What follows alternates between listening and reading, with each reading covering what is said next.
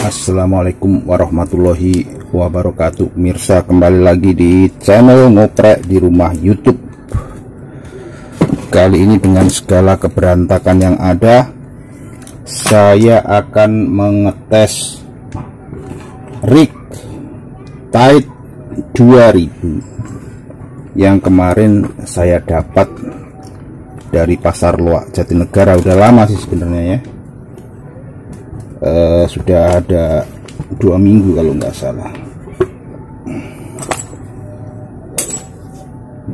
Di sini yang perlu saya pastikan adalah ini pada frekuensi berapa, tanpa saya harus tracking dari software karena kabelnya juga berantakan.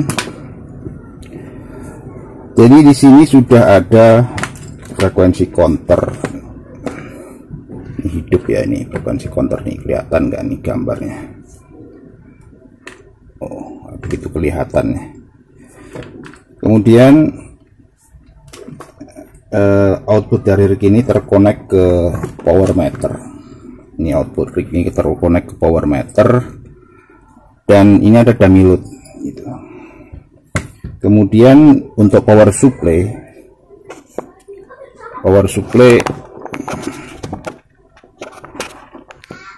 ini terkonek dengan power supply yang ini. Power supply ini saya set di 13,8 volt. Kemudian ini juga masih belum dihidupkan untuk rignya. Nah, itu kalau dihidupkan bunyi seperti itu, berarti normal ya. Rig Tide 2000. Kemudian ini akan saya kasih lihat untuk rig Tide nya.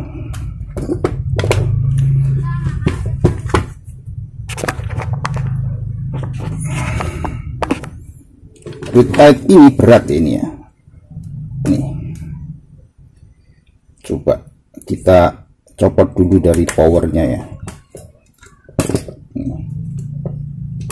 Ini ada konektor datanya. Kemudian belakangnya seperti ini. Ini yang agak lama kemarin saya cari-cari itu karena ini saya lupa naruhnya. Karena ini langka nih, saya belum membuat replikanya dan ini masih aslinya. Kemudian belakangnya seperti ini. Nah, ya jelas ya. Outputnya dia BNC, bukan PL ya, BNC. Ini udah customan dalam negeri kayaknya ini kalau menggunakan ini. Saya belum buka nih dalamnya seperti apa.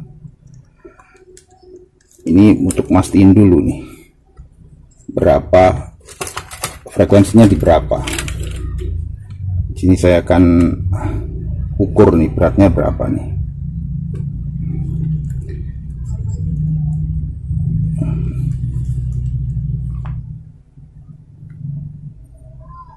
Beratnya lumayan berat ya, 1,6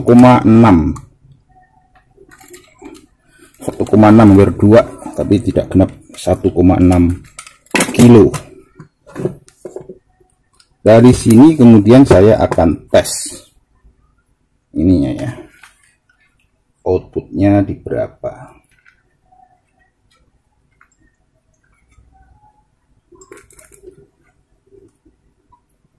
Wih, kebalik wih.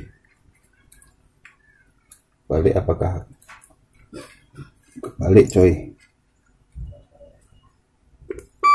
Oh, tidak apa-apa karena di dalamnya ada dioda protektor. Ini kebalik tadi bukan skenario ya, balik ini tadi murni kecerobohan saya.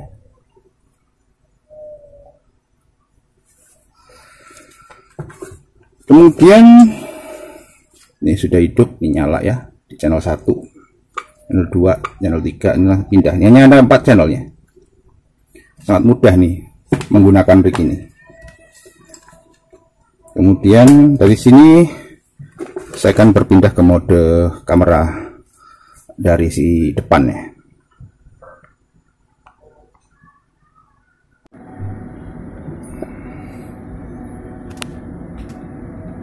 Nah, ini akan saya buat sejelas-jelasnya ini ya. Power 13,8, kalau di trigger naik tuh, turun jadi 9,4 volt, arusnya sekitar 2,1 2,2 ampere. Ini kita connect untuk outputnya. Kemudian output ini sudah connect ke power meter ya, dan juga untuk frekuensi counternya tidak di-connect, kita hanya kelewerkan saja di luar, karena kan yang terbakar besar nih powernya ya. Atau enggak alternatifnya itu untuk ground atau positifnya dari input frekuensi counter kita capitkan aja ke body dummy load ya. Biasanya seperti itu sudah bisa menyender, bisa ngambil frekuensi yang sudah dibakar oleh dummy load. Kita akan coba nih ya. Dari sini kita coba nih. Belum ada indikasi, kita cek something wrong apa yang terjadi. Ini masalahnya ya, ininya coplok nih ya. Untuk konektor ini coplok, jadi harus saya langsungkan. Ini kan kualitasnya jelek, jadi ya longgar dan coplok. Ini nggak boleh coplok harusnya ini. Nah seperti ini, coba kita langsungkan saja. Untuk melangsungkan ini harus dicopot. Kan susah ya. Coba saya pakai alat ini agar pemirsa tahu ya, bahwa model L konektor seperti ini bisa rusak nih. Dan dia ternyata koneksi di dalamnya itu hanya ada itu ya, sentuhan di situ. Kayaknya sih enggak hanya sentuhan aja nih, sentuhan aja. Kemudian ini kalau di ini coplok nih. Ini pinnya hilang nih. Pinnya hilang nih. Harus dibaut. Soalnya yang aslinya ini ada pinnya nih. Ini saja saya copot nih susah nih. Ini nggak bisa dicopot pakai tangan, udah mati nih. Udah mati ya. Terus pakai alat ini ya. Nah, ini bisa saya lepasnya ini. Ini bagian yang tadi, kemudian ini bagian ini langsung saja kita langsungkan ke output dari dummy load. Nah, kayak gini ternyata. Tapi kayak gini aja nih harganya mahal coy. Jadinya jadi kencengin kan nih. Nah, bisa kenceng ya. Sekenceng-kenceng tangan aja deh.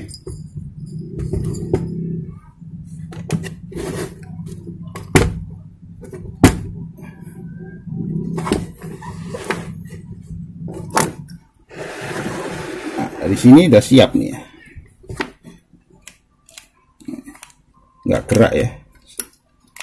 Nah, ini kalau ke 20 gerak ya. Masalahnya di mana nih, harus cari dulu.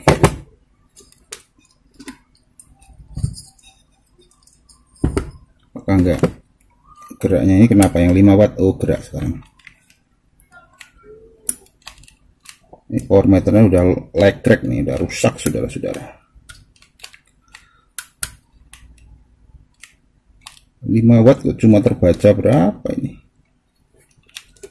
Coba off. Kalau reflected nggak ada goyang apapun, calibration nggak goyang apapun. Dibiarkan lama ternyata rusak juga. Lama nggak saya pakai jadi rusak, lucu ya. Nyatanya begini nih. Aduh. Nah, biasanya saklarnya yang elektrik nih. Ini pada 5 watt aja. Pada 5 watt kan harusnya yang jeplak sini nih. Ini terbaca hanya 1,5 watt. Coba kita cari dulu. Alah. Oke lah, ini kayaknya akan butuh waktu lama nih. Nah, ternyata sudah rusak nih ya. Nggak tahu rusaknya kenapa. Nggak sama sekali nggak mau forward nih, forward 5 watt. Nah harusnya seperti ini 5 watt. Ini rusaknya di sini nih, saklar sebelah sini nih. Nah, harusnya seperti itu, 5 watt lebih. Ini pada skala ini hampir 20 watt ya. Nih 20 watt. Coba, ini harusnya anget nih. 20 watt, frekuensi counter udah mulai baca. Ini terbaca di frekuensi 240-an. Berarti ya tidak tepat. Coba kita jepitkan ini untuk ininya. Yang baca 40-an MHz. Gimana nih caranya ini? Ini untuk frekuensi counter aja saya pinjam untuk konektor apa itu input dari kabelnya osiloskop di SO138. Coba ini ngaco ya, ini saya dapatkan ke ground ya. Dapatkan ke ground. Baca enggak? Di ground itu terbaca 160, 174, 179. Berarti kan VHF. Kalau di ground kan, coba kita cari lagi metode lain. Ini dikonekkan ke ini groundnya daripada masuk sebelum dummy load. Enggak terbaca apapun, tapi untuk ini jeplak hingga full. Kalau 200 boleh, 200 aja ya, sama aja rusak bro. Oh, saya pada posisi kal ya. Coba kalau kasih sisi power, nah 200 kurang berarti 200 kecil, 5 harusnya lebih. 5 ya harusnya lebih bro. Ini 5 cuma terbaca segini nih. Masa cuma terbaca 5 itu cuma terbaca 1,5. Iya 20 terbaca cuma berapa ini, 2,5 watt. Nggak akurat bro. Coba kita cari ini frekuensi berapa nih lancarnya ini ya.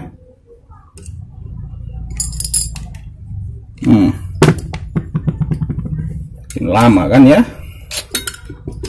langsungkan ya, saya langsungkan ya, untuk nggak pakai power meter, langsung dari output rig, kemudian saya dapetin groundnya aja. Coba frekuensi counter ini bisa baca nggak? 375an ya. Coba kalau saya groundnya, saya inputnya saya dapetin seperti itu. Jadi inputnya dapat ground ya, bisa baca 415an. Nah ini yang menjadi pusing itu seperti ini nih, alat homebrew itu 27 baca. Coba ya seperti ini, 171 ya, 279, kelipatan-kelipatannya ini.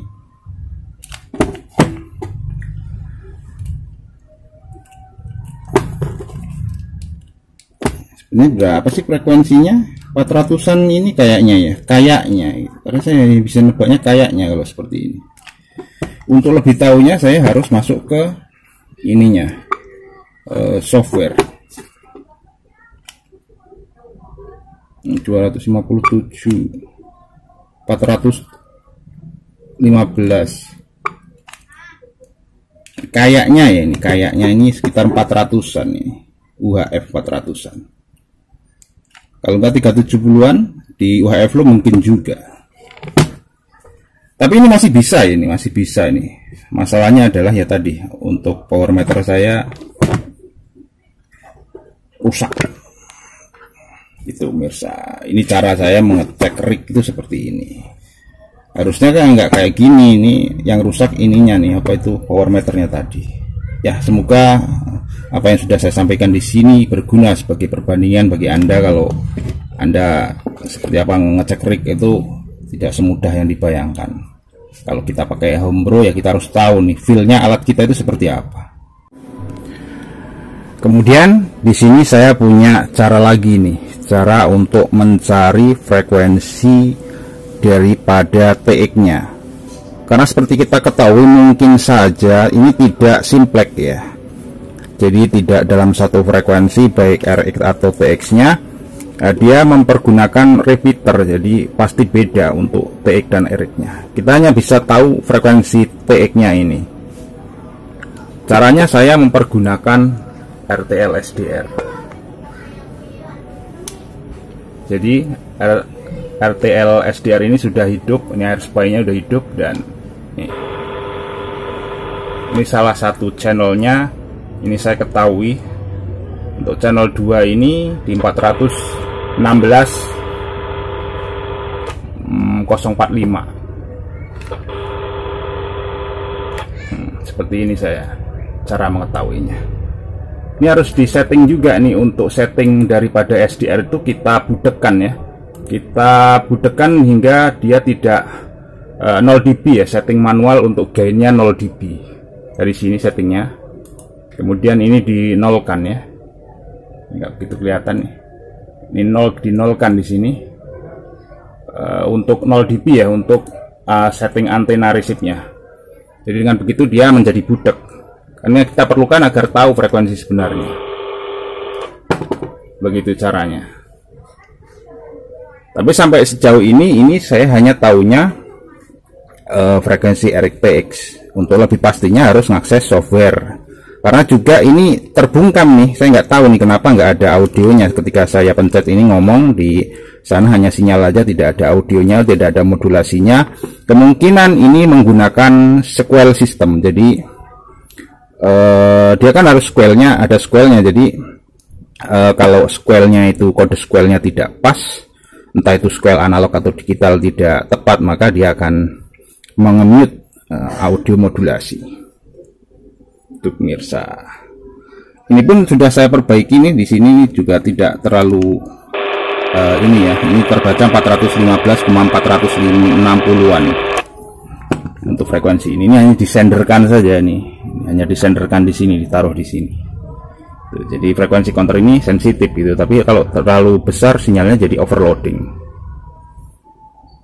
Jadi saya mempergunakan frekuensi counter 2 ya di sini. Frekuensi counter ini sama frekuensi counter dengan cara menggunakan RTL SDR AirSpy. Ini RTL SDR nya hubung, tapi yang nggak ada antenanya, anggaplah ya, kita fungsikan adalah untuk penerimaan jarak dekat agar kita bisa tahu saja nih sinyalnya di berapa megahertz ya. Juga kalau misalkan saya kasih tips untuk ini, harus dilacak ya, dicari nggak frekuensinya yang asli mana, karena kadang kita akan melihatnya ada frekuensi palsu yang berupa harmonik gitu pemirsa. Semoga tips ini berguna juga bagi Anda. Assalamualaikum warahmatullahi wabarakatuh. Salam ngoprek.